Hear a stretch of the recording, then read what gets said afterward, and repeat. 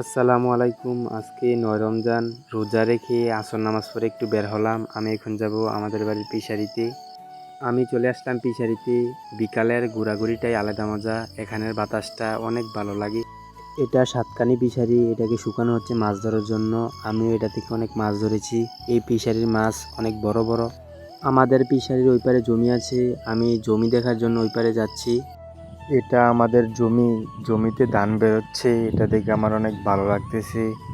তো আপনারা দেখতে পাচ্ছেন ধানের গোছাগুলো ইঁদুরে কেটে ফেলেছে। কয়েকদিন আগে এখানে ওষুধ দিয়েছিলাম, তবু কোনো কাজ হয় নাই। তবু ইঁদুরে ধরেছে, ধরে ধানের গোছাগুলো কেটে ফেলেছে। আমি এখন যাচ্ছি খেলার মাঠে। আপনারা দেখতে পাচ্ছেন এখানে টিকিট খেলতেছে। বিকেলে রোজা রেখে টিকিট খেলার মজাটাই আলাদা। তো আমিও এখানে টিকিট খেলি। আমার টিকিট খেলতে অনেক ভালো লাগে। তো একটু পরে খেলা শেষ হয়ে যাবে। আমি এখন বাড়িতে চলে যাচ্ছি, একটু পরে ইফতার করব। ইফতারের সময় হয়ে যাচ্ছে। আমি প্রথমে খেজুর খেয়ে রোজা ভাঙলাম। আমি এখন শরবত খাচ্ছি। সারাদিন রোজা রেখে শরবত খাওয়ার মজাটাই আলাদা।